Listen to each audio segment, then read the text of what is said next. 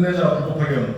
사법부는 제주업 내 다단계 하청을 통한 불법파견 범죄 응단하라. 지난 5월 4일 울산지방법원은 2012년 현대자동차 비정규직 노동자들이 제기한 불법파견 고소고발 사건에 대해 10년 만에 현대자동차의 불법파견 범죄를 인정했다. 비록 3천만 원이라는 벌금형으로 솜방망이 처벌에 그쳤지만 현대자동차가 범죄 수익 창출을 위해 고의성을 가지고 오랜 시간 위장보급과 불법파견 범죄를 저질러왔다고 유죄 판결한 것이다. 그러나 사법부의 늑장 판결은 현대자동차의 불법파견 범죄를 은폐할 수 있는 시간과 기회를 부여했다. 사법부가 재판을 10년 넘게 끌어주는 동안 현대자동차는 2, 3차 형태의 다단계 하청 구조를 통해 불법 파견을 은폐하고 비정규직 고용을 계약 수준으로 늘리며 더 많은 범죄 수익을 쌓아올렸다. 대법원도 현대자동차, 기아자동차, 현대위아, 한국GM, 포스코, 한국타이어 등 이미 수많은 제조업 사내하청은 불법 파견이라 판단했다. 하도급 형태와 상관없이 사내하청이라는 제조업 내 인력 파견 구조를 통해 실질적 원청의 사용자성을 인정해온 것이다.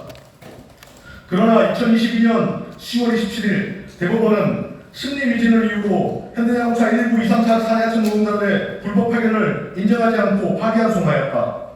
1심과 2심에서 명시적 계약 형태보다 실질적 사용자의 책임을 인정해왔는데 대법원은 이를 부정한 것이다.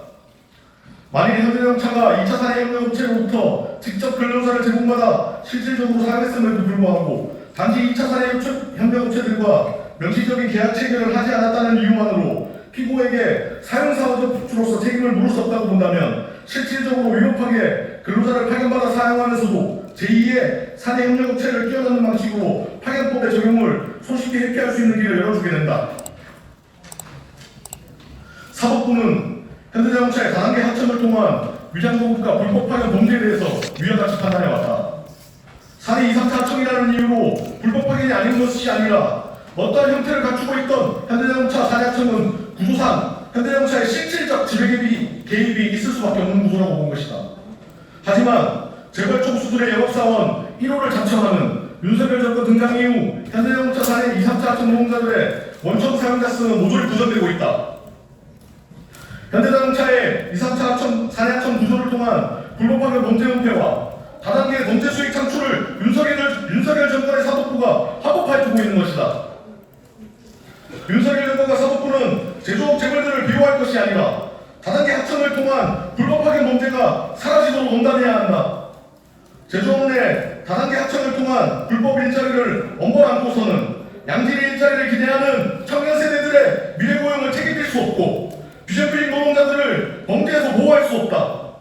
만약 이러한 기형적 고용 형태가 합법으로 용인된다면 제조업 전반의 고용 구조가 초토화되는 것이다. 이러한 의미에서 제조업 재벌들의 다단계 합청을 통한 불법 파견 범죄는 사라져야 한다. 파견은 사람 장사고 불법 파견은 범죄다. 현대자동차뿐만 아니라 전반적 제조업에서 벌어지고 있는 이 비극을 끝내기 위해서는 사내 합청을 통한 불법 파견 범죄를 해결하기 위한 방안이 필요하다. 우리는 현대자동차 사내 2, 3차 하청 노동자들의 파기환송심에서 명시적 형태가 아니라 실질적 구조를 통한 원청 사용자의 책임을 물을 수 있는 사법부의 정의로운 판결을 촉구한다. 더불어 제대로 된 노조법 2, 3조 개정을 통해 원청 사용자의 책임성을 강화하여 더는 간접 고용 및 하청 노동자들이 원청 사용자의 범죄에 희생되지 않길 바란다. 2023년 5월 22일 기자회견 참가자 일동 감사합니다.